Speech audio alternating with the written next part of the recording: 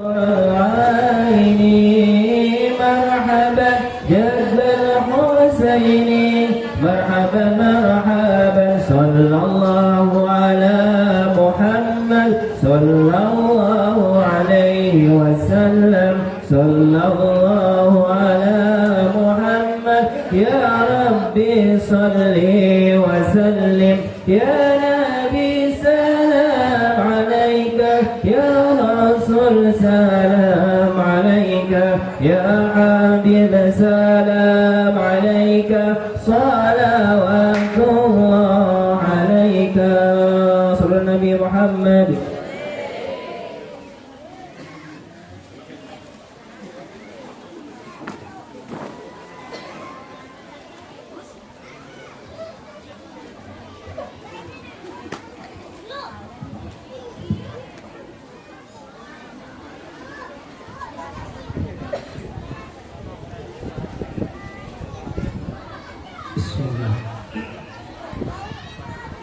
Bismillahirrahmanirrahim. Assalamualaikum warahmatullahi wabarakatuh.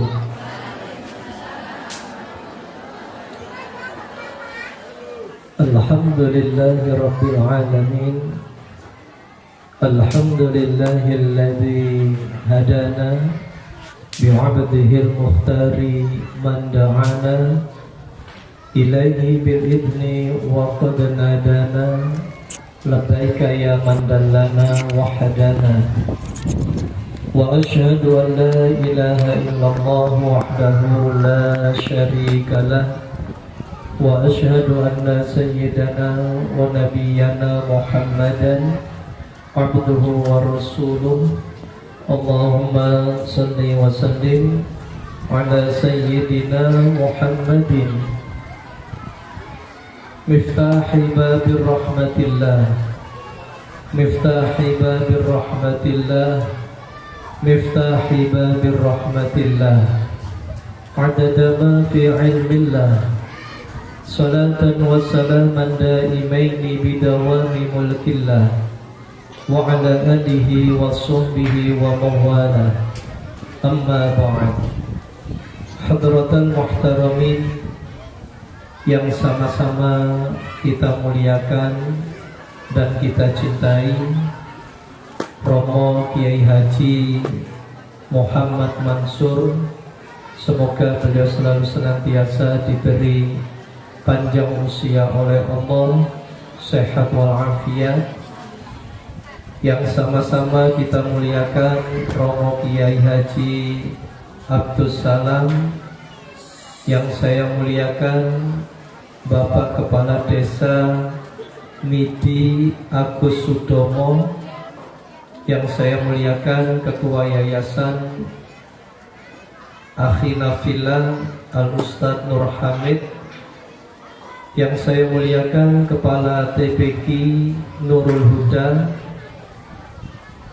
Akhina Fillah Muhammad Yantiko, yang saya muliakan Ketua Panitia Penyelenggara acara Haflah Akhirus Sanah dan sekaligus Khatmil Quran dan Jilid TPQ An-Nahdliyah Nurul Huda, yang saya muliakan bapak-bapak, ibu-ibu, hadirin hadirat jamaah majelis taklim yang selalu dirahmati oleh Allah, serta yang saya cintai, saya banggakan para santriwan santriwati,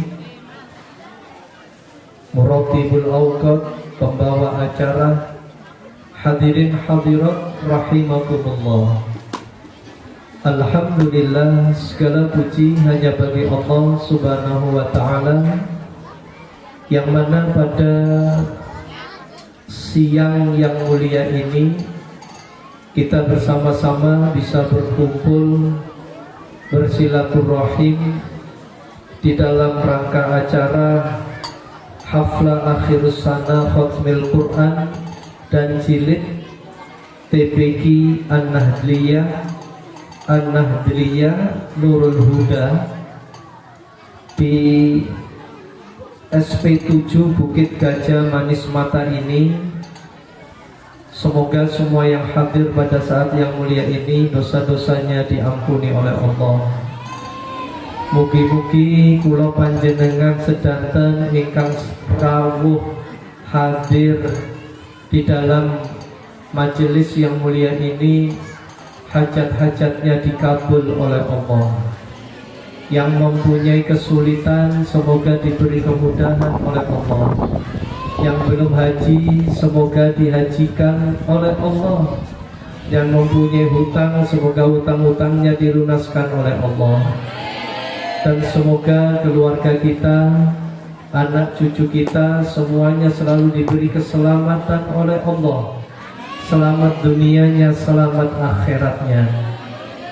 Dan semoga tatkala di penghujung usia kita kelak nantinya, jikalau semuanya kembali ke hadirat Allah, semoga semuanya membawa iman, membawa Islam, mati dalam keadaan husnul khatimah.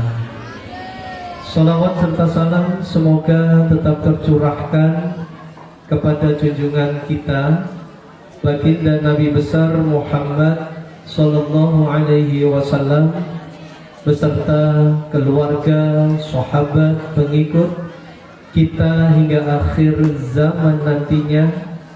Dan semoga kelak kita di yaumil qiyamah bersama-sama mendapatkan syafaat ataupun pertolongan dari baginda Nabi besar Muhammad sallallahu alaihi wasallam. Dan semoga wajah kita satu persatu kelak di yaumil qiyamah dipandang oleh wajah mulianya Nabi Muhammad. Dan semoga kita semuanya kelak satu persatu tangan kita digandeng, dituntun oleh Nabi Muhammad memasuki surganya Allah pertama kali.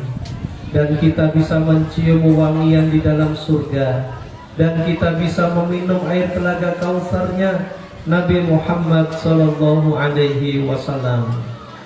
Bapak Ibu hadirin hadirat yang dimuliakan Allah, Nabi Muhammad, beliau adalah putra dari Sayyidina Abdullah. Sayyidina Abdullah adalah putra dari Sayyidina Abdul Muttalib. Sayyidina Abdul Muttalib, beliau adalah putra dari Sayyidina Hashim. Sayyidina Hashim, beliau adalah putra dari Sayyidina Abdul Manaf. Sayyidina Abdul Manaf, beliau adalah putra seorang bangsawan, yakni Sayyidina Qusay. Sayyidina Qusay, beliau adalah putra dari seorang panglima besar, yakni Sayyidina Kilab. Sayyidina Kilab, beliau adalah putra dari Sayyidina Murrah. Sayyidina Murrah, beliau adalah putra seorang raja, yakni Sayyidina Ka'ab. Sayyidina Ka'ab, beliau adalah putra dari seorang panglima besar, yakni Sayyidina Lu'ay. Sayyidina Lu'ay adalah putra dari seorang raja, yakni Sayyidina Ghalib. Sayyidina Ghalib, beliau adalah putra dari Sayyidina Fihir. Sayyidina Fihir, beliau adalah putra dari Sayyidina Malik. Sayyidina Malik, beliau adalah putra dari seorang raja, yakni Sayyidina Nadhr. Sayyidina Nadhr, beliau adalah putra dari Sayyidina Kinanah. Sayyidina Kinanah, beliau adalah putra seorang raja, yakni Sayyidina Khuzaimah. Sayyidina Khuzaimah, beliau adalah putra seorang panglima besar, yakni dari Sayyidina Mudrikah. Sayyidina Mudrikah, beliau adalah putra seorang raja, yakni Sayyidina Kinanah. Sayyidina Kinanah adalah putra dari Sayyidina Ilyas. Sayyidina Ilyas, beliau adalah putra dari Sayyidina Mudhar. Sayyidina Mudhar, beliau adalah putra seorang raja, yakni Sayyidina Nizar. Sayyidina Nizar, beliau adalah putra dari Sayyidina Mu'ad. Sayyidina Mu'ad, beliau adalah putra dari Sayyidina Adnan. Wa Adnan min waladi Ismail. Dan Sayyidina Adnan, beliau adalah putra dari Sayyidina Ismail. wa Ismail min waladi Ibrahim alaihi salatu wassalam. Dan Nabiullah Ismail, beliau adalah putra dari Nabiullah Ibrahim alaihi salatu wassalam. Inilah silsilah nasab garis keturunan mulia Nabi Muhammad sallallahu alaihi wasallam, yang dijaga keluhurannya oleh Allah, yang dijaga kesuciannya oleh Allah, yang sehingga pada saat yang mulia ini kita sama-sama merindukan kepada sosok makhluk yang mulia. Kita merindukan ingin berjumpa dengan sosok makhluk yang mulia, dan kita mengharapkan akan syafaat dari Nabi besar Muhammad sallallahu alaihi wasallam. Sebagaimana beliau mengatakan, yahsyurul mar'u ma'aman ahab. Siapa di dunia ia mencintai, dengan siapa ia mencintai, maka kelak di akhirat akan kembali dikumpulkan oleh Allah bersama-sama orang yang ia cintai. Semoga berkumpulnya kita pada saat yang mulia ini sebagai wujud cinta kita kepada Nabi Muhammad sallallahu alaihi wasallam, dan kelak di akhirat kita akan dikumpulkan oleh Allah bersama-sama baginda Nabi besar Muhammad sallallahu alaihi wasallam. Bapak Ibu hadirin yang dimuliakan Allah, setelah kita menyaksikan dari beberapa tampilan dari putra-putri kita, yakni dalam rangka acara Khatmil Quran dan Jilid TPQ An-Nahdliyah Nurul Huda ini, kita bersyukur kepada Allah. Putra-putri kita dididik dengan bisa mengikuti tuntunan syariat Nabi Muhammad, terlebih-lebih dengan membaca Al-Quran, dengan bisa mengikuti suri tauladan Nabi Muhammad. Bapak Ibu ingkang minulya, anak adalah investasi kita yang kelak kita akan kembali ke hadirat Allah. Maka anaklah yang akan mendoakan kita semuanya. Ayo Bapak Ibu, kula tanglet sedanten menawi kula panjenengan dipendet sareng Gusti Allah, yang doakan kita siapa Ibu-ibu? Anak-anak kita. Maka anak ini adalah investasi kita terbesar di hadapan Allah. Anak, setiap orang tua pasti menginginkan anaknya menjadi anak yang soleh, anak yang soleha. Gitu. Setiap orang tua pasti mendambakan supaya anaknya ini selamat dunianya, selamat akhiratnya. Gak ada orang tua yang menginginkan anaknya sengsara baik dunia dan akhiratnya. Nah, oleh karena itu hati-hati ibu-ibu.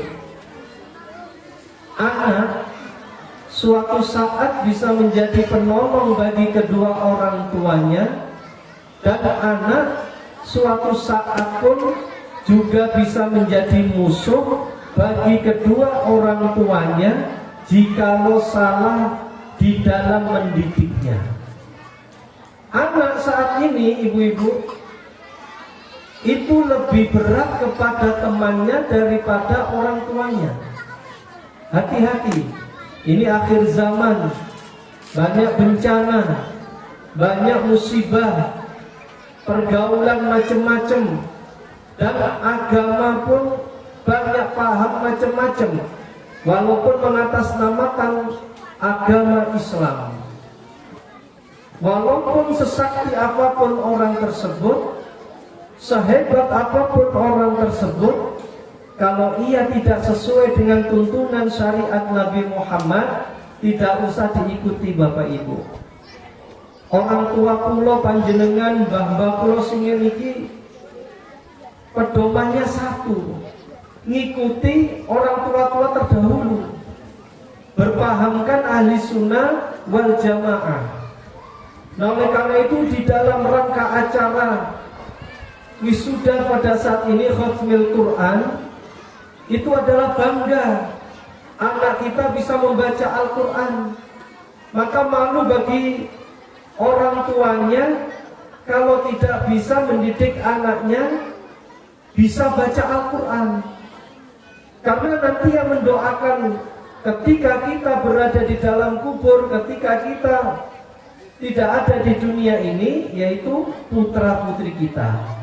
Nah, oleh karena itu beberapa ulama mengatakan begini Bapak Ibu, ada 3 syarat jikalau kita menginginkan putra putri kita menjadi anak-anak yang soleh, anak-anak yang soleha. Wonten pinten ibu-ibu? 3 syarat.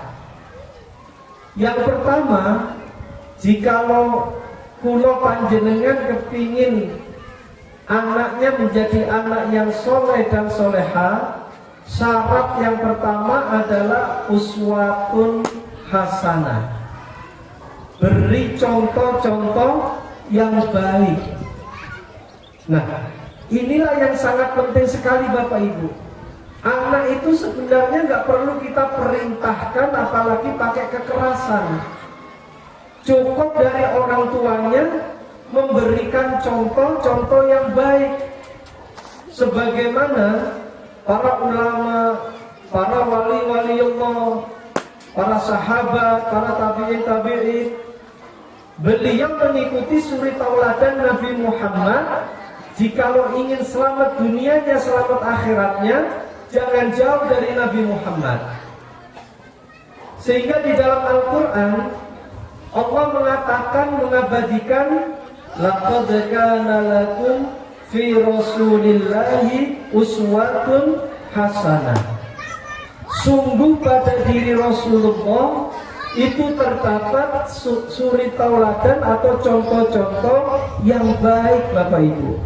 Maka kenapa para ulama-ulama, para salafun saleh, para sahabat kok banyak yang selamat di dalam kehidupannya, mulia di akhiratnya? Karena mereka-mereka ini mengikuti suri tauladan Nabi Muhammad, contoh-contoh yang diberikan oleh Nabi Muhammad.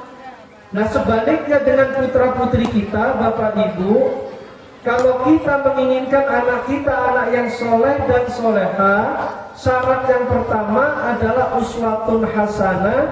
Beri contoh kepada anak kita dengan contoh-contoh yang baik. Contohnya seperti ini Bapak Ibu. Ketika mendekati waktu adzan maghrib, ibunya memberi contoh kepada putra-putrinya. Nah, sebentar lagi maghrib nak, ayo nak siap-siap, kita sholat, kita ke masjid nak, kita sholat jamaah, biar disayang Allah nak, biar dicintai oleh malaikat. Ibu bapaknya ngajak anaknya memberi contoh ibadah sholat di masjid, maka anaknya akan mengikuti. Nah, ayo kita baca Al-Quran nak, supaya kelak di hari kiamat mendapatkan syafaat Al-Quran nak. Ibu bapaknya buka Al-Qurannya, anaknya diajak duduk di sampingnya, anaknya akan tergerak hatinya. Gak perlu dengan perintah atau kekerasan. Tapi kalau ibu bapaknya memerintahkan anak-anaknya, nah, ngaji nak, baca Al-Quran nak, bapak ibunya bacaannya HP, bacaannya sinetron, ya anaknya gak mau ngikut. Ibu bapak saja gak mau baca Al-Quran, kenapa aku disuruh baca Al-Quran? Kenapa aku disuruh sholat berjamaah? Bapak ibunya di rumah gak mau sholat. Nah, anak gak akan mencontoh Bapak Ibu. Maka awal di dalam anak kita mendapatkan tarbiyah, mendapatkan pendidikan, yaitu pertama kali uswatun hasanah, beri contoh-contoh yang baik. Nah, Nabi Muhammad ketika beliau mau makan nak, beliau baca doa dulu supaya diberkahi nak makanannya. Nah, Nabi Muhammad kalau makan, beliau pakai tangan kanan nak. Karena tangan kanan adalah tangan yang baik, tangan kiri adalah tangan yang kotor. Nah, Nabi Muhammad kalau berbicara, beliau nggak pernah kasar, nggak pernah membentak. Beliau kalau berbicara sopan santun, diajari dengan ajaran uswatun hasanah. Maka ajaran-ajaran yang kita contohkan kepada putra-putri kita ini, Bapak Ibu, akan dapat melekat kepada hati putra-putri kita. Ingat loh Pak Ibu, anak yang di depan kita, yang menjadi kebahagiaan kita, belahan hati jiwa kita, itu anak adalah investasi kita. Anak yang tadi saya sampaikan suatu saat bisa menjadi penolong bagi kedua orang tuanya, dan anak pun suatu saat bisa menjadi musuh bagi kedua orang tuanya jikalau kita salah di dalam mendidiknya, memberi contoh kepada putra-putri kita. Nah, ini yang pertama adalah uswatul hasanah, beri contoh-contoh yang baik, sehingga anak kita akan dapat mengingat apa yang diberikan orang tuanya dengan tindak tanduknya, dengan akhlaknya yang sangat mulia, sangat baik, sehingga dicontoh oleh putra-putrinya. Yang kedua Bapak Ibu, syarat menjadi supaya anak-anak kita menjadi anak-anak yang soleh, anak-anak yang solehah. Syarat yang kedua yaitu litarbiyatihi, diperhatikan pendidikannya. Nah, ini manusia tidak mungkin lepas daripada pendidikan. Kalau sekolahnya pinter, ngajinya juga harus lebih pinter. Sekolah hukumnya wajib untuk kepintaran di dunia, namun ilmu agama lebih wajib untuk kemuliaan dunia dan akhirat. Bahkan kekurangan kita yang tanpa kita sadari begini Bapak Ibu. Anak kita kalau nggak sarjana, orang tuanya malu, orang tuanya nangis. Tapi kalau anaknya nggak bisa baca Al-Quran, orang tuanya tenang-tenang saja. Ini kekurangan, kekeliruan kita yang tanpa kita sadari. Kenapa kita dituntut oleh Nabi Muhammad, "I'mal lidunyaka ka'annaka ta'ishu abadan, wa'mal li akhiratika ka'annaka tamutu ghadan." Bekerjalah untuk urusan duniamu seolah-olah engkau akan hidup selama-lamanya, dan beribadahlah untuk urusan akhiratmu seolah-olah engkau akan mati esok. Artinya apa Bapak Ibu? Di dalam kehidupan kita di dunia dan kehidupan kita di akhirat nantinya harus ada penyeimbangnya Bapak Ibu. Kula panjenengan kedah wonten penyeimbang di dalam kehidupan kita. Sekolah untuk kepintaran kita, untuk mencari rezeki di dunia, supaya kita mudah mencari pekerjaan. Apa kita berdoa terus, kemudian uang jatuh dari langit? Enggak Bapak Ibu. Maka Allah memerintahkan kepada kita, cari rezeki di dunia ini. Dimanapun engkau bekerja, silakan cari rezeki di dunia ini. Cari yang halal, ya cari yang berkah. Cari anugerah yang diberikan Allah di dalam kehidupan kita. Hada min fadli Rabbi. Ini semuanya adalah karunia dari Allah. Nah, oleh karena itu, di dalam menuntut ilmu, sekolah adalah sebagai sumber di dalam kita mencari rezeki di dunia. Namun jangan dilupakan Bapak Ibu, kita harus membekali diri kita dengan amal ibadah, diawali dengan ilmu agama, maka kita akan menjadi orang yang mulia di dunia dan di akhirat. Karena apa? Ada penyeimbangnya Bapak Ibu. Nah, oleh karena itu, bahkan kekeliruan kita yang tanpa kita sadari, anaknya kalau bangunnya kesiangan kita marahi, bahkan kita pukul, takut sekolahnya terlambat. Tapi kalau anaknya bangunnya kesiangan gak sholat subuh, ibu-ibunya tenang-tenang saja. Nah ini kekeliruan kita Bapak Ibu. Bapak Ibu boleh menjadi apa saja. Mau menumpuk-numpuk warisan silakan. Mau menumpuk-numpuk sertifikat silakan. Mau jadi bupati, jadi pejabat, jadi pengusaha silakan. Tapi ingat, Bapak Ibu semuanya pasti akan mati. Dan ketika mati pasti masuk ke dalam kubur.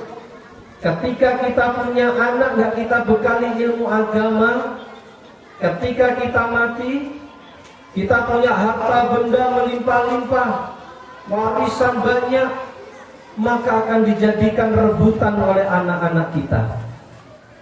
Kalaupun kita punya hutang, hutang kita tidak akan dilunaskan oleh anak-anak kita. Oleh karena itu jangan jauhkan anak kita dengan ilmu agama. Jangan jauhkan anak kita dengan para asatidanya, para guru-guru di TPA ini Bapak Ibu. Minta bimbingannya. Kalau kita hidup pada zamannya Nabi Muhammad, oh enak sekali Bapak Ibu. Kita punya salah, Nabi Muhammad yang membenarkan. Tapi kita sudah 1447 Hijriah. Selepas Nabi Muhammad wafat meninggalkan kita semuanya.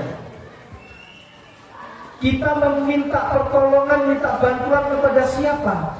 Ya kepada guru-guru kita, kepada para asatidanya. Jangan tambah dijauhi Bapak Ibu, didekati. Guru, Ustadz, tolong bimbing saya. Bagaimana cara wudhunya yang benar? Bagaimana rukun syarat sah sholatnya yang benar? Bagaimana sholat kita bisa diterima oleh Allah kalau kita nggak tahu tentang rukun dan syarat sahnya sholat? Bagaimana wudhu kita bisa diterima oleh Allah kalau kita tidak mengetahui tentang rukun-rukunnya berwudhu?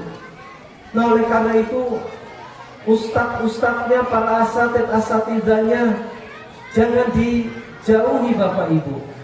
Bersyukur jikalau di dalam daerah kita masih ada guru-guru agama yang membimbing putra-putri kita, maka insya Allah putra-putri kita akan menjadi anak-anak harapan kita. Ketika kita masuk di dalam kubur, maka anak inilah yang akan mendoakan kepada Allah Subhanahu wa Ta'ala atas ampunan untuk orang tuanya. Pak, Bu, Allah ini mempunyai sifat maha malu. Allah itu malu kalau melihat ada seorang anak yang ia berdoa, tapi doanya tidak dikabul oleh Allah. Ada seorang anak berdoa kepada orang tuanya, tapi tidak dikabul oleh Allah. Allah malu seperti itu Bapak Ibu. Setiap doa anak pasti dikabul oleh Allah. Anak ini akan mengucapkan, akan berdoa kepada Allah. Ya Allah, ampuni dosa kedua orang tuaku. Aku tahu ya Allah, orang tuaku banyak melalaikan perintah-perintah-Mu. Aku tahu ya Allah, orang tuaku banyak sekali kesalahan-kesalahan, dosa-dosa kepadamu ya Allah. Karena mereka pada sibuk, mereka pada bekerja, mencari rezeki ya Allah, supaya diriku tidak kekurangan, supaya diriku tidak kelaparan, supaya diriku bisa menerima pendidikan ya Allah. Maka saat ini ya Allah, aku anaknya bermunajat kepada Engkau ya Allah. Ampuni segala dosa-dosa orang tuaku, ampuni segala kesalahan dari dosa-dosa orang tuaku.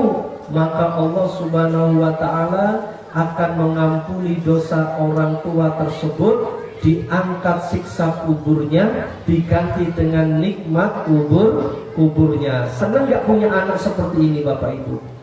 Ayo, kalau kita mati nanti, yang doakan kita anak apa tetangga?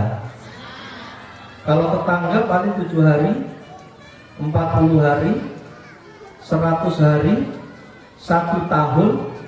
Kalau bapak ibunya setiap malam bikin acara tahlilan terus, apa nggak tekor ibu-ibu? Nah ini anak investasi terbesar bapak ibu. Apalagi anak-anak kita bisa baca Al-Quran. Pahalanya besar bagi anak yang bisa baca Al-Quran. Bahkan ibu-ibu malu kita sebagai umat Islam tidak bisa baca Al-Quran, malu sama Allah. Karena Al-Quran adalah kitab suci terbesar. Di antara kitab-kitab yang diturunkan oleh Allah sebanyak 105 kitab, dan 4 kitab yang wajib kita imani, di antaranya kitab Zabur, Taurat, Injil, itu semuanya disempurnakan di dalam Al-Quran. Sampai Nabi Muhammad ketika beliau duduk-duduk dengan sahabat bapak ibu, beliau berwasiat kepada para sahabat. Nabi mengatakan, yang bersumber dari Sayyidina Abi Amamah, yang diriwayatkan oleh Imam Bukhari, beliau mengatakan begini bapak ibu, Iqra'ul Qur'an fa innahu ya'ti yaumal qiyamati syafi'an li ashabihi. Ini pesan dan wasiat Nabi Muhammad. Artinya apa bapak ibu? Nabi Muhammad memerintahkan kepada kita untuk betul-betul memegang wasiat beliau ini. Apa yang beliau katakan? Iqra'ul Qur'an, bacalah oleh kalian itu Al-Quran. Iqra itu dalam ilmu nahwu adalah fi'il amr, kata perintah bapak ibu. Bacalah oleh kalian itu Al-Quran, karena sungguh-sungguhnya Nabi Muhammad, bacalah oleh kalian itu Al-Quran. Fa'innahu, maka isim domirnya, maka sesungguhnya Al-Quran yang kalian baca ketika kalian hidup di dunia ini, yakti fi'il mudhari'nya akan datang yaumal qiyamati, pada hari kiamat nanti, syafi'an li ashabihi, akan dapat memberi pertolongan bagi orang yang membacanya. Jadi bu, kula panjenengan boten rugi maos Al-Quran. Ayo saya tanya ibu-ibu, satu hari ini sudah berapa baca Al-Quran, berapa juz ibu-ibu? Nah, orang tua kita bu, nggih Pak, orang tua kita selalu mengingatkan begini Pak. Nah, engkau jangan keluar rumah dulu nak. Engkau jangan lihatkan matamu dulu nak. Sebelum keluar dari rumah ini, jangan engkau melihatkan urusan dunia dulu nak. Tapi lihatkan matamu dulu dengan membaca Al-Quran. Al-Quran ini adalah imam kita bapak ibu.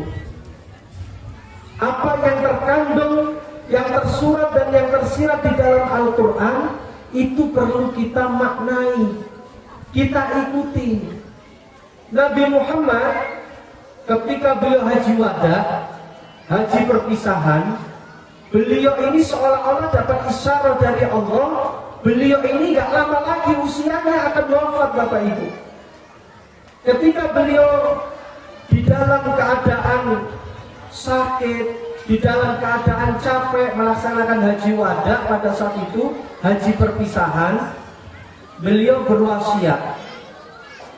Seolah-olah wasiat ini adalah wasiat terakhir yang menjadi wasiat untuk umat Nabi Muhammad. Apa wasiatnya Bapak Ibu? Beliau mengatakan, taraktu fikum amroini lan tadillu ma in tamassaktum bihima, kitab Allah wa sunnatan nabiyhi. Aku tinggalkan kepada kalian 2 pusaka yang jikalau kalian menjaga 2 pusaka ini, kalian tidak akan tersesat di dunia, kalian tidak akan tersesat di akhirat nantinya. Walaupun nanti akan banyak penyesatan-penyesatan di dalam akidah agama kita. Pegang dua wasiat ini. Apa itu ya Rasulullah? Kitabullah, yaitu Al-Quran. Saya yakin Bapak Ibunya lancar baca Al-Qurannya. Warga Bukit Gajah SP7, ini perdana saya datang ke sini.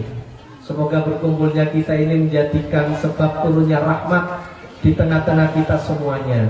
Semoga hajat-hajat Bapak Ibu semuanya dikabul oleh Allah. Yang sakit diangkat segala penyakit-penyakitnya. Dan semoga putra-putri kita dijadikan oleh Allah anak-anak yang soleh, anak-anak yang solehah. Saya yakin Bapak Ibu semuanya lancar baca Al-Qurannya. Kalau baca Al-Quran 1 juz itu berapa menit Ibu? Ya anggap saja setengah jam. Ini bayar ini untuk warga sini setengah jam baca Al-Quran 1 juz atau 15 menit. Sekali, anggap saja setengah jam, 30 menit. Jangan jauh dari Al-Quran. Gak mampu baca Al-Quran 1 juz, baca setengah juz. Setengah juz 15 menit.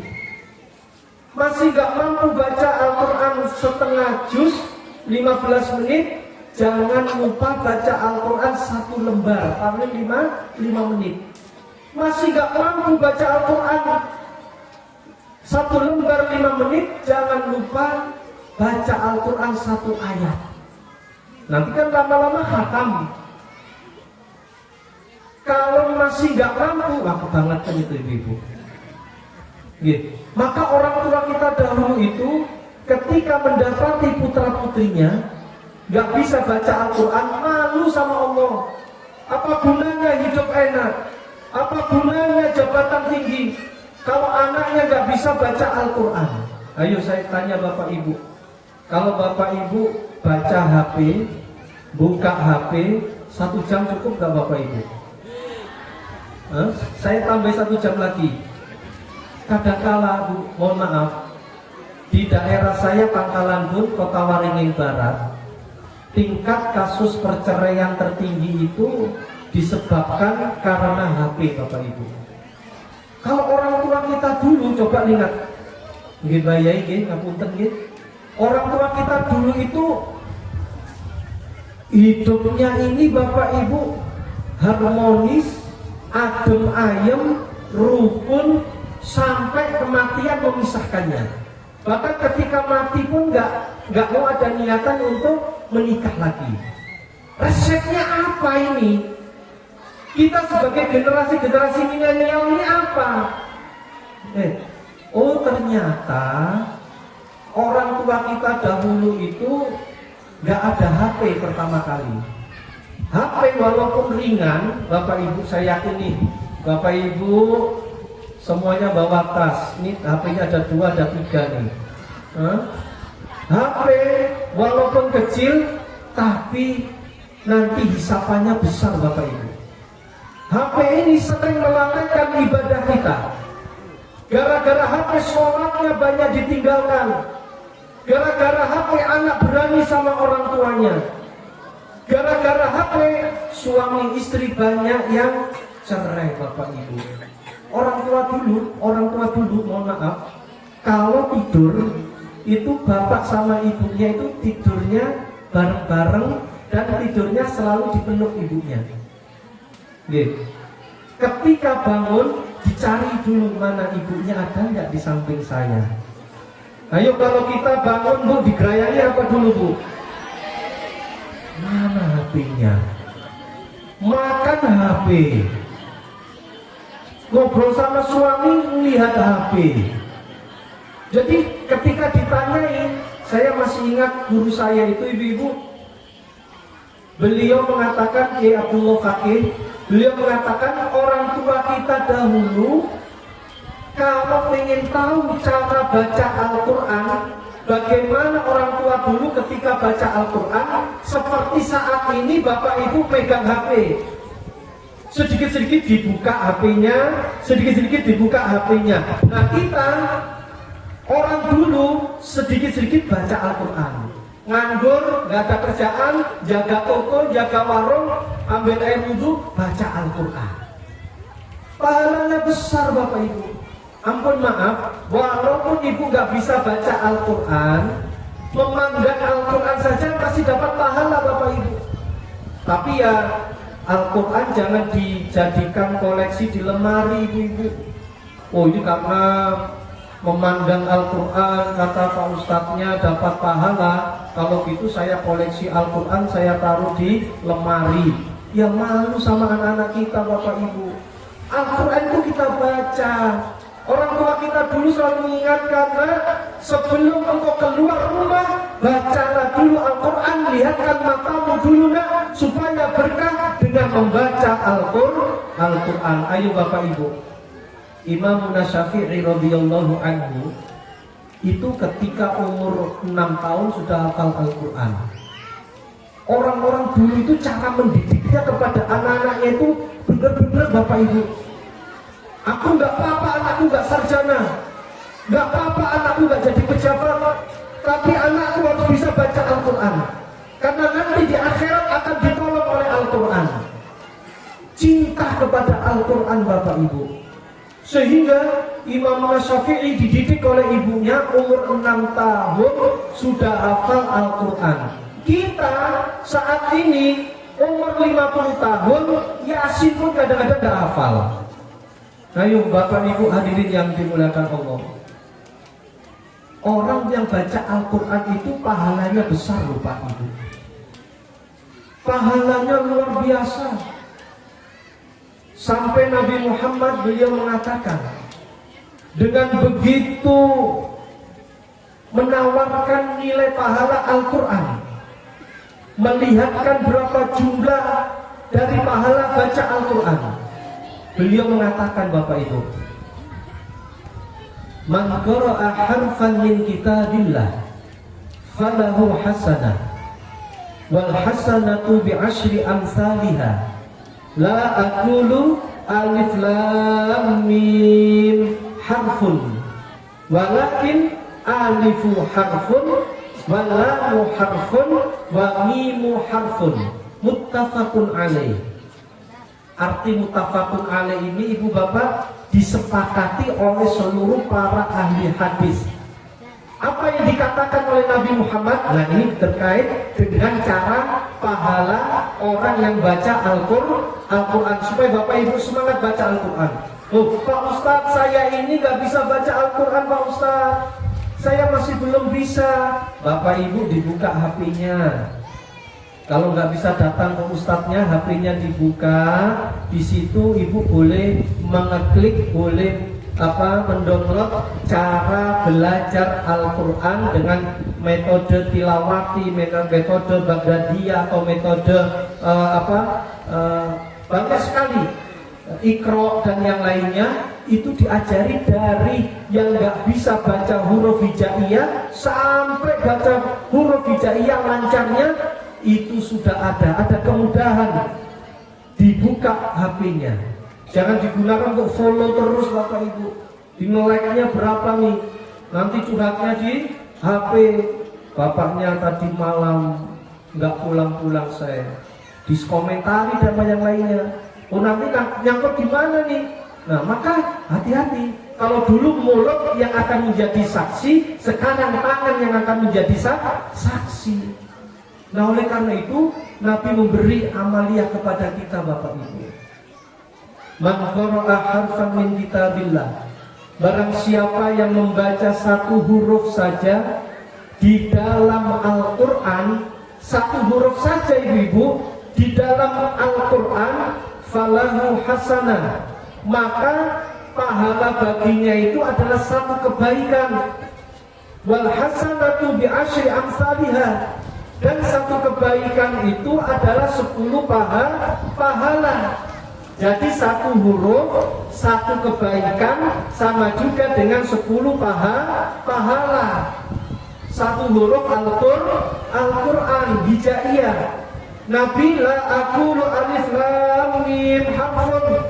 Aku nggak pernah mengatakan alif lam mim itu satu huruf. Tidak Bapak Ibu.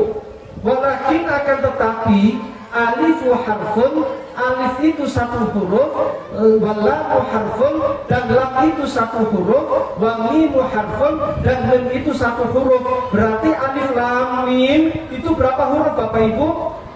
3 huruf. Dikalikan 10 pahala dapat berapa Bapak Ibu? 30 pahala. Bagaimana Bapak Ibu membaca Bismillahirrahmanirrahim? Itu sudah 19 huruf. Dikalikan 10 berapa pahala Ibu-ibu? 190 pahala. Bagaimana Bapak Ibu membaca surah Yasinnya? Bagaimana Bapak Ibu membaca 1 juznya? Bagaimana Bapak Ibu mengkhatamkan Al-Qur'annya? Maka berjuta-juta nilai pahala yang kita dapatkan di dalam membaca Al-Qur'an. Senang nggak Bapak Ibu dapat syafaat Al-Qur'an? Harapan kita, saya nggak bisa baca Al-Qur'an, nggak ngerti huruf hijaiyah. Bu, sekarang sudah ada namanya metode Latin di dalam membaca Al-Qur'an.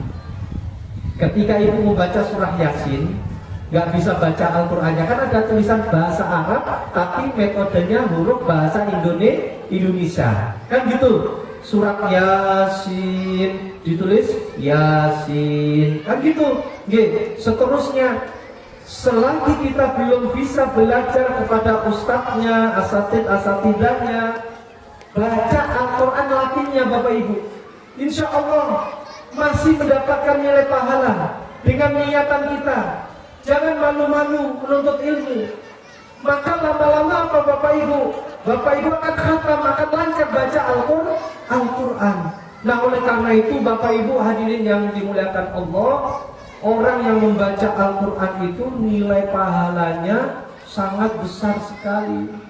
Apalagi diterapkan di dalam putra-putri kita, dikasih contoh anak-anak kita dan rumah tangga kita. Itu kunci harmonis di dalam rumah tangga kita. Pertama kali apa Bapak Ibu? Bukan HP, tapi Al-Quran.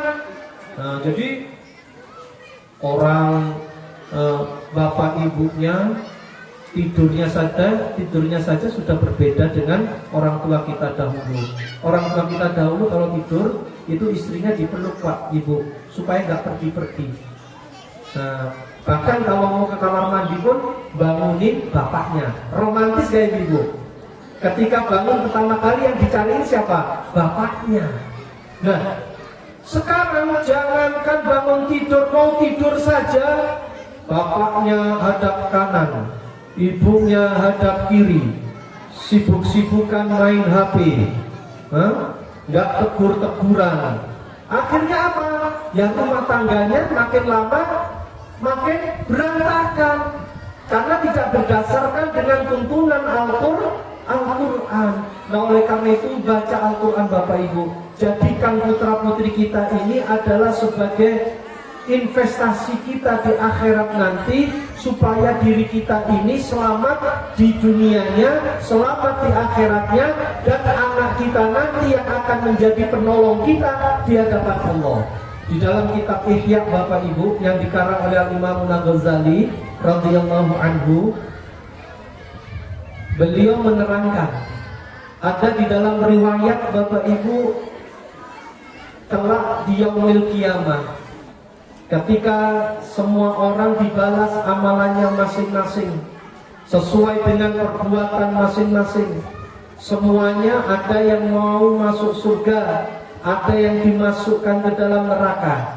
Tapi ada malaikat Ridwan melihat satu orang anak yang ia berada di depan pintu surga, ia nggak mau masuk ke dalam surga.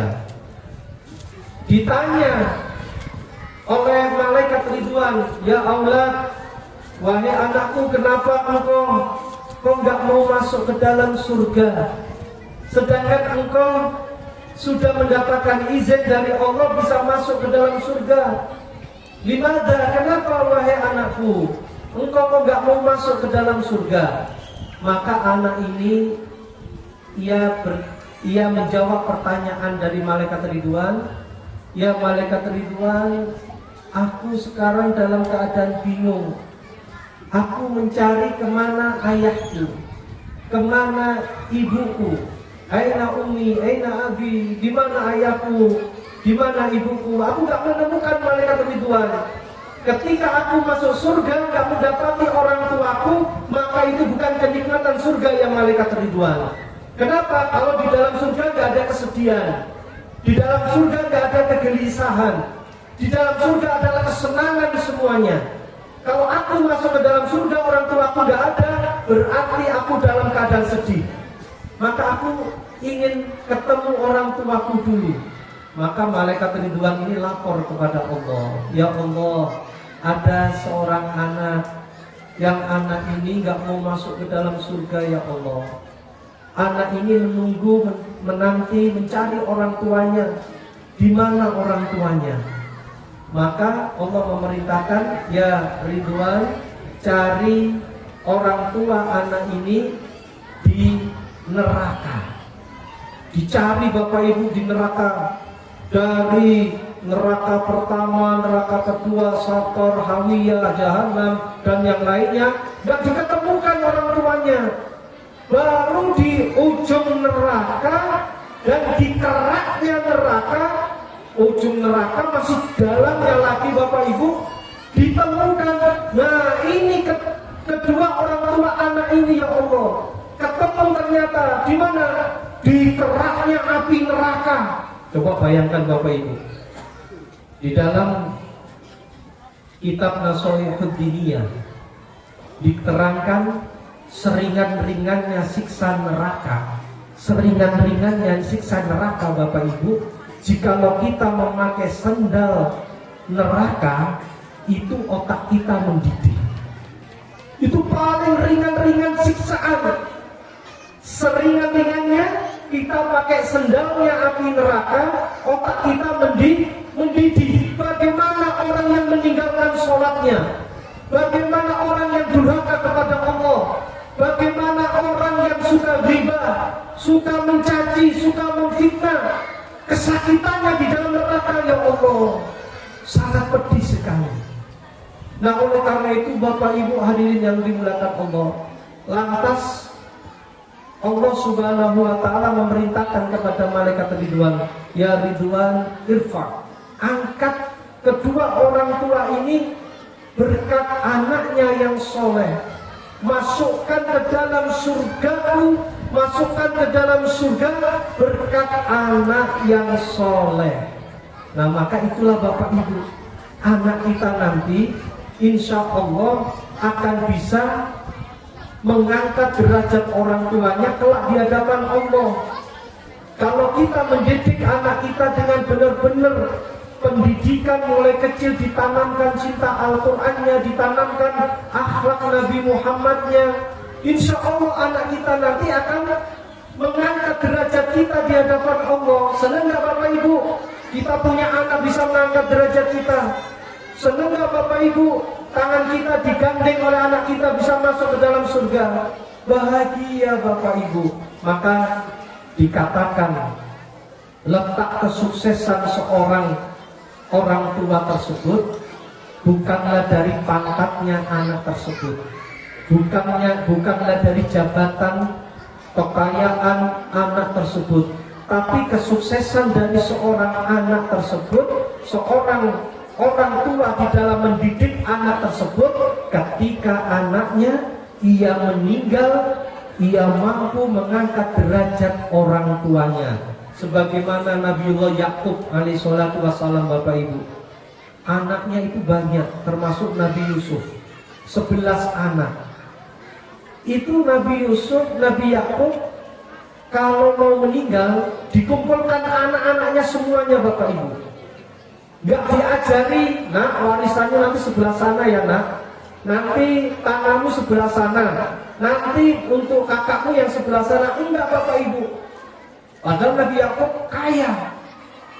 Diajari anaknya, ditanyai satu persatu anaknya, dikumpulin anak-anaknya, dikumpulkan. Ya aulad ma ta'buduna min ba'di. Wahai anakku, jikalau aku mati nanti, siapa yang kau sembah? Siapa yang kau sembah wahai anakku? Maka anak-anaknya menjawab, Allahu Rabbi, Allah yang akan aku sembah. Dipeluk semuanya anak-anaknya Bapak Ibu. Nah inilah orang tua yang sukses di hadapan Allah, menyelamatkan anaknya dunia dan akhirat. Jangan dikarenakan oh anak kita ini capek, tak biarkan gak usah sholat subuh, enak tidur, gak usah sholat subuh. Ini orang tua yang salah Bapak Ibu, mencintai anaknya tapi menjerumuskan anaknya ke neraka. Kalau orang tuanya gak berperan mendidik dengan didikan yang baik, maka hati-hati, menyesal di akhirat nanti tidak ada gunanya. Gak apa-apa Bapak Ibu kita susah di dunia, gak apa-apa Bapak Ibu kita miskin di dunia. Orang kaya di dunia adalah kaya-kayaan, senang di dunia pun juga senang-senangan. Sekarang kaya besok pasti miskin, sekarang senang besok pasti susah. Kan gitu hidup kita. Sekarang susah, besok senang, setelah senang susah lagi, setelah susah senang lagi. Sampai kapan? Sampai mati kita.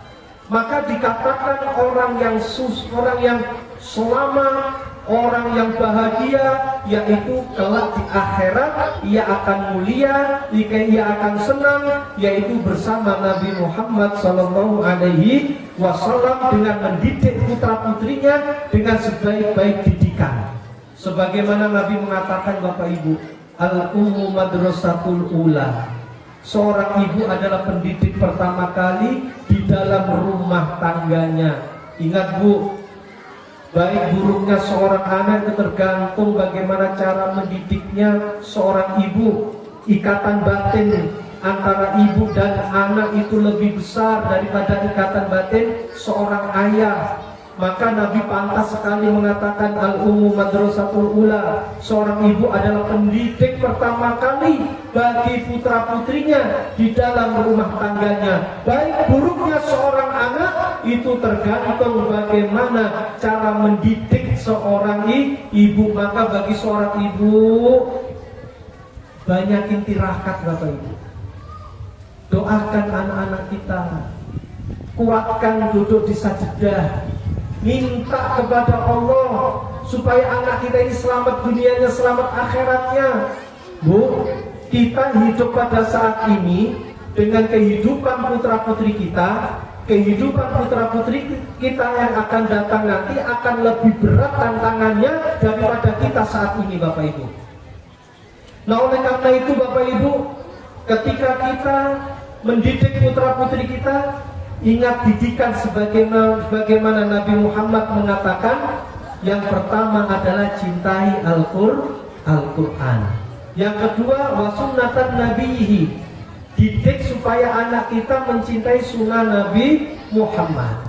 Sunnah Nabi Muhammad ini banyak Bapak Ibu. Kalau nggak bisa menjalankan sunnah 100%, ya kerjakan 50%.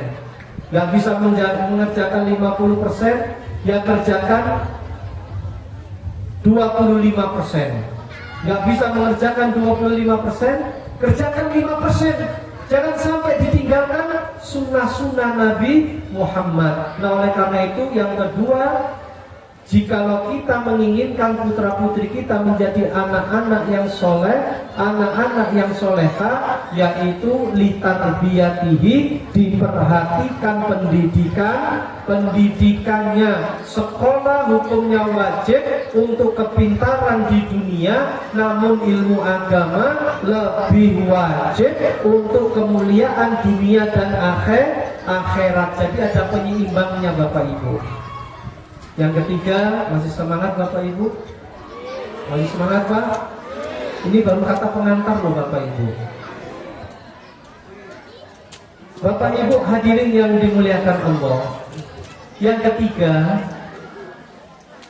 syarat supaya kita menjadikan anak kita anak yang soleh dan soleha, syarat yang ketiga adalah ad-du'a'u, banyakin doa kepada putra putri kita. Nah, ini doa ini penting sekali loh Bapak Ibu. Terlebih-lebih doanya seorang ibu itu cepat dikabulnya oleh Allah. Ka'anan Nabi lil ummati, sebagaimana doanya Nabi kepada umatnya, cepat langsung dikabulnya oleh Allah. Dan ibu-ibu hati-hati, jangan suka menyumpahi anaknya, jangan suka berbicara kasar kotor kepada anaknya, karena ucapan seorang ibu itu akan didengar oleh Allah. Kalau ibu sudah biasa dalam hidupnya suka menyumpahi anaknya, yang kasihan itu anaknya Bapak Ibu. Hati-hati nih, ibu-ibu jangan suka mengucapkan kata-kata yang kasar kotor kepada anaknya. Kalau anak kita bandel ketika kecil itu lumrah ibu-ibu. Anak umur 6 tahun, 7 tahun, anak bikin emosi kita, anak bikin gregetan hati kita. Kemudian ibu-ibunya gampang sekali ngomong, oh anak kurang ajar, anak setan, anak durhaka. Kalau pada saat ibu mengucapkan kata-kata anak setan, anak durhaka, anak kurang ajar, ada wangi lewat diaminkan oleh malaikat, dikabul oleh Allah. Jangan salahkan anak kita menjadi anak durhaka, itu karena ibu-ibunya suka menyumpahi anak-anaknya. Hati-hati loh Pak Ibu. Banyak orang tua yang ingin anaknya jadi anak yang soleh-soleha. Kalau anak kita nakal kecilnya, paling apa Bapak Ibu? Lupa makan, main terus, nggak tidur-tidur. Ayo saya tanya Bu, pengen anaknya nakal kecil atau nakal besar? Kalau nakal besar kan tambah berabe kita Bu. Tambah repot lagi. Tadi malam saya pengajian, pulang jam 12:30 Bapak Ibu. Di kantor Bupati Pangkalan Bun itu masih ada nongkrong anak perempuan seusia SMP. Kemana orang tuanya? Kok membiarkan anaknya perempuan gadis lagi keluar malam-malam? Kalau orang tua kita dulu anaknya maghrib nggak boleh keluar nak. Intabe, hati-hati. Kalau sampai keluar rumah bapak pukul. Begitu orang tuanya dulu, dipingit anaknya, dijaga perempuan anak gadis anak-anaknya. Nah ini kadang-kala orang tuanya ini kalau HP-nya hilang bingung. Anaknya keluar malam dibiarkan. Berat mana? HP sama anak. Nah ini hati-hati Bapak Ibu. HP ini walaupun kecil, ringan, hisapannya besar di hadapan Allah. Nah oleh karena itu, ketika anak kita bandel, nakal, kan masih ada ucapan-ucapan yang baik, masih ada ucapan-ucapan yang bisa mendoakan yang baik buat anak kita. Nah, nggak apa-apa nak, nakalnya kecil saja ya nak, tapi besarnya jadi anak yang soleh ya nak. Nah, nggak apa-apa nak, goda ibu, goda bapak, senakal-nakalnya, dihabiskan kecil-kecilnya nak. Nanti kalau besar jadi anak yang berbakti ya nak. Kan banyak ucapan-ucapan seperti itu. Mohon maaf, ada kejadian Bapak Ibu. Depan saya sendiri Bayai, depan saya sendiri ya Allah. Ini seorang ibu punya anak antara umur 4 tahun, naik ke atas kursi, anaknya jatuh, ibunya bilang apa Pak Ibu? Mampus lo. Coba kalau anaknya benar-benar dimampuskan sama Allah, apa nggak bingung Bapak Ibu? Nih jaga lisan kita. Jangan gampang-gampang menyumpahi anak-anak kita Bapak Ibu. Ada lagi anaknya karena nggak pulang dikarenakan main, pulangnya lewat waktu. Seharusnya jam 12 sudah pulang, ini jam 3 baru pulang. Dimarahi anaknya. Kamu kalau keluar rumah main terus, gak usah pulang lagi, gak usah kembali ke rumah. Namanya anak kecil dipanggil teman Bapak Ibu, yang terpengaruh. Akhirnya keluar lagi main dengan temannya, benar juga, gak pulang-pulang. Kenapa? Ditabrak terlindas truk Bapak Ibu. Kejadian di Pangkalan Bun. Ayo, yang nyusul siapa ini? Bapak ibunya. Maka jaga lisan kita. Nabi Muhammad beliau selalu mengatakan, "Man kana yu'minu billahi wal yawmil akhir falyakul khairan aw liyasmut." Barang siapa yang beriman kepada Allah dan beriman kepada hari pembalasan, falyakul khairan, maka hendaklah berbicara yang baik, aw liyasmut, kalau nggak bisa mending diam Bapak Ibu. Ayo saya tanya Bapak Ibu, berapa banyak hubungan seseorang yang awalnya dekat kemudian jadi jauh, jadi renggang hanya gara-gara ucapan? Berapa banyak antara saudara sekarang bermusuhan? Berapa banyak antara sahabat sekarang hubungannya berjarak hanya gara-gara omongan lisan Bapak Ibu? Bahkan dalam pepatah itu mengatakan begini, kalau tangan kita tergores pisau 3-4 hari akan sembuh. Tapi kalau hati kita tergores oleh lisan, setahun 2 tahun belum tentu sembuh.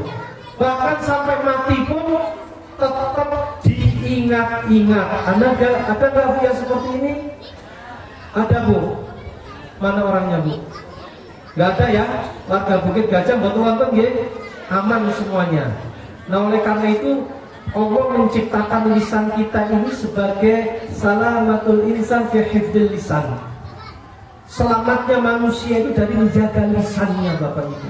Hati-hati. Nabi Muhammad wa huwa shadiqul masduq, semulia-mulianya Nabi, sebaik-baik akhlak Nabi, dan yang paling pertama kali dijamin oleh Allah masuk surga sebelum nabi-nabi yang lain, itu beliau kalau berbicara nggak pernah lisan mulut beliau digunakan untuk memaki, untuk mencaci, untuk berghibah. Nggak pernah Bapak Ibu. Kalau dalam satu majelis, di dalam satu pengajian yang isinya untuk memaki, untuk mencaci, nggak usah diikuti Bapak Ibu. Itu bukan pengajian Rasulullah, itu pengajiannya setan Bapak Ibu. Kenapa nggak mengikuti tuntunan Nabi Muhammad? Nabi Muhammad ingat kiai kita dulu, kiai kita dahulu. Kalau ngaji apa Bapak Ibu? Sopannya, tawaduknya, berkahnya bisa kita rasa sampai saat ini. Nah oleh karena itu hati-hati nggih Bapak Ibu, kalau berbicara sama anak kita jangan suka bicara yang kotor, jangan suka nyumpahi. Nanti khawatir anaknya itu sesuai dengan omongan Bapak Ibu. Ada seorang wanita kaya melimpah-limpah kekayaannya Bapak Ibu. Kekayaannya luar biasa, mobilnya banyak, jabatannya tinggi. Wes pokoknya nggak disangka-sangka kekayaannya. Ini anak-anaknya ini nggak berbakti kepada orang tuanya. Tapi ada seorang janda punya anak 11, anaknya jadi semua. Ada yang jadi guru, ada yang jadi polisi, tentara, dokter, kiai, dan yang lainnya. Artinya bermanfaat anaknya ini.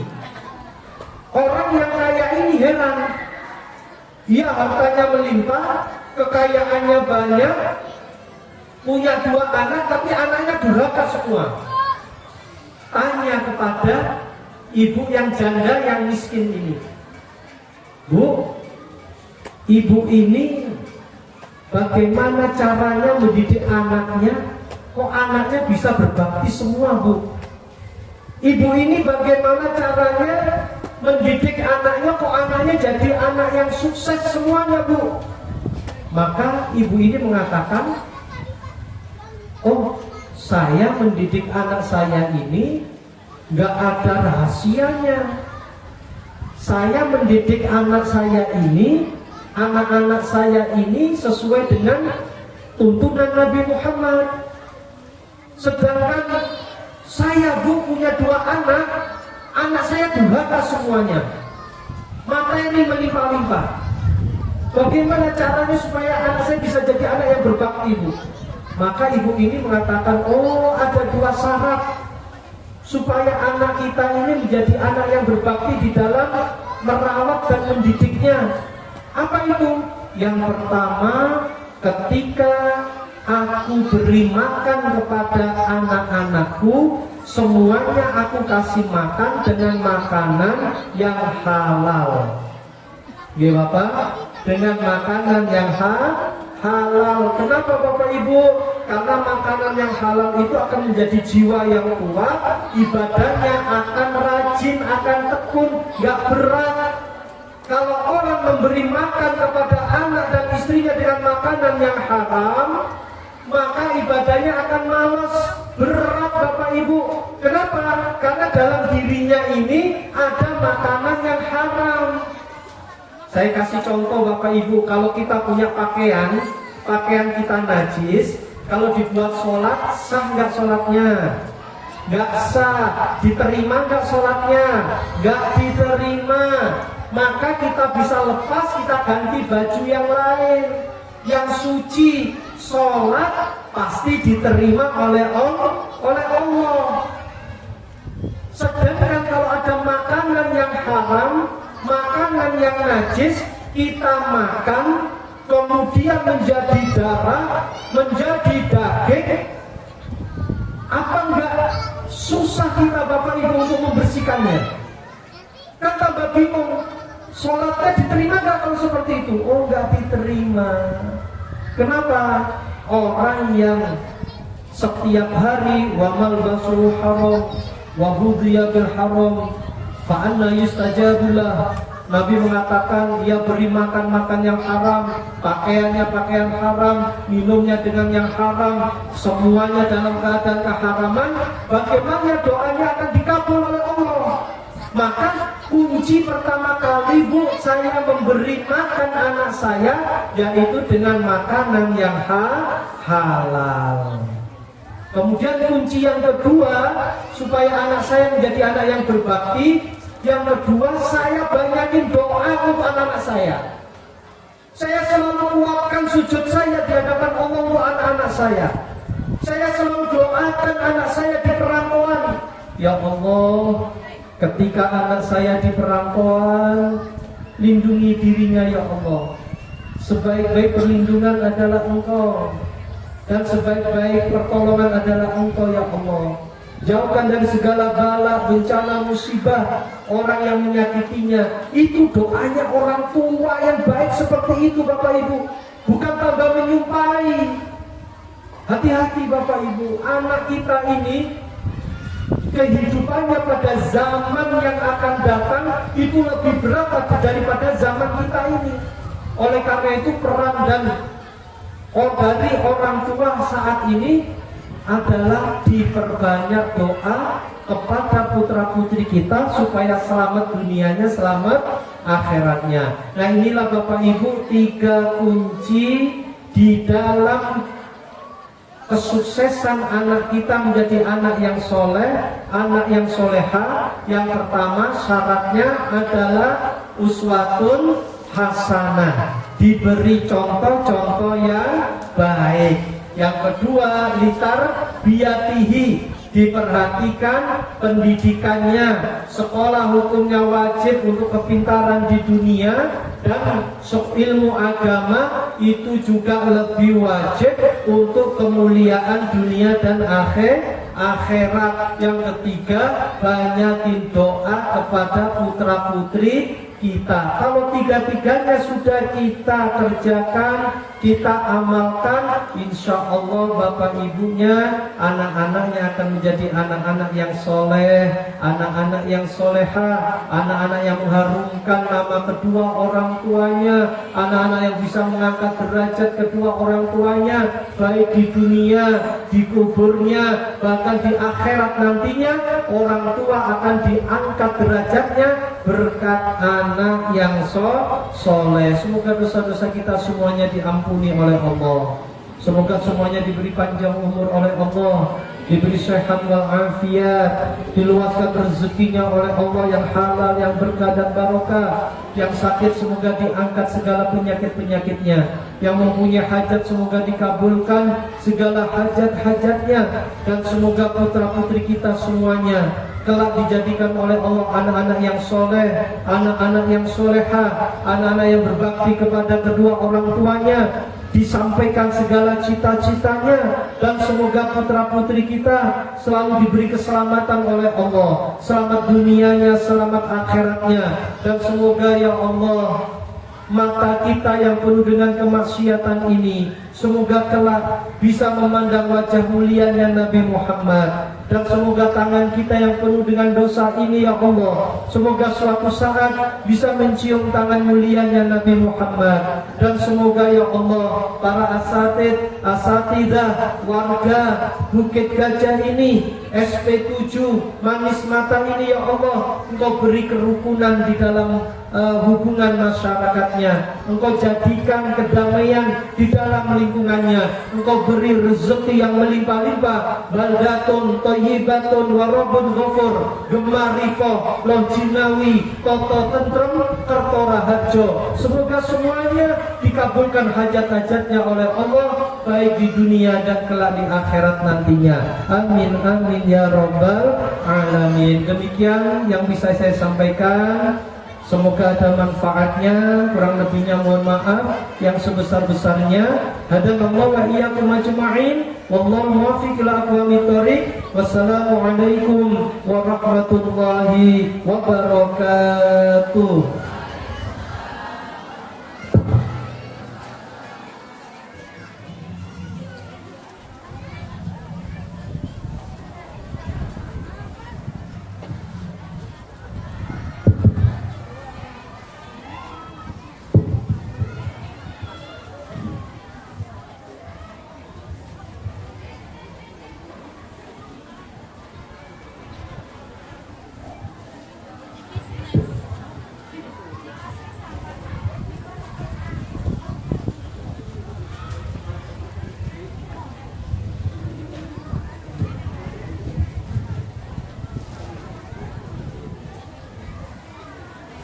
Assalamualaikum warahmatullahi wabarakatuh.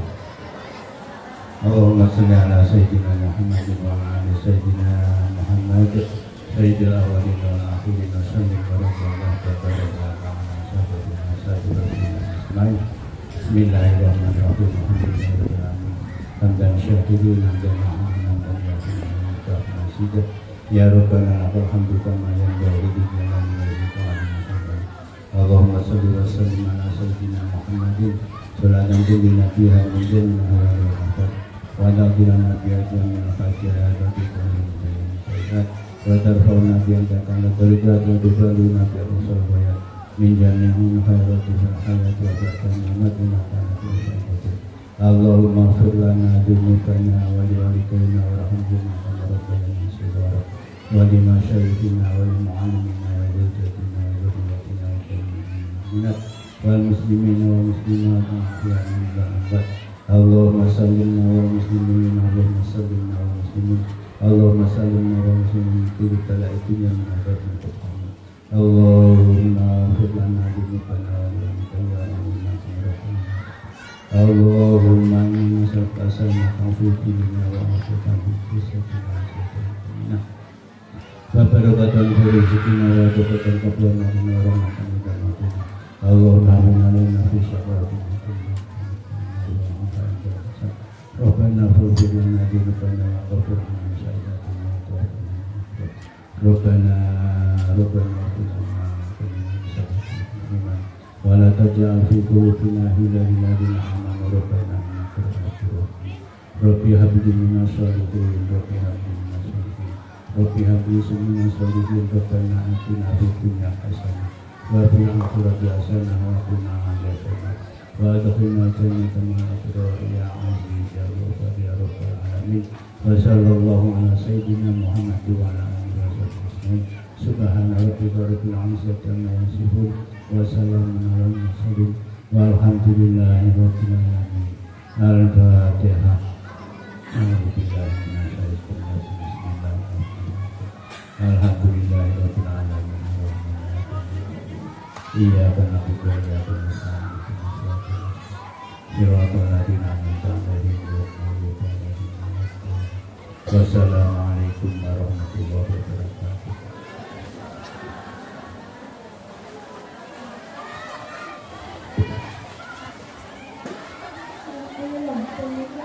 Alhamdulillah,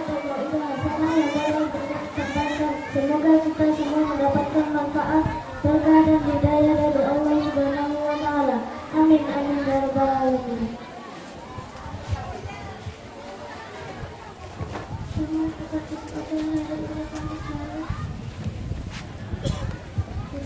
Sebelum kita tutup acara pada hari ini, kami selaku pembawa acara apabila ada kurang dan lebihnya kami mohon maaf yang sebesar-besarnya. Marilah kita tutup acara pada hari ini dengan bacaan hamdalah bersama-sama. Alhamdulillahirabbil alamin. Wabillahi taufiq wal hidayah. Wassalamualaikum warahmatullahi wabarakatuh.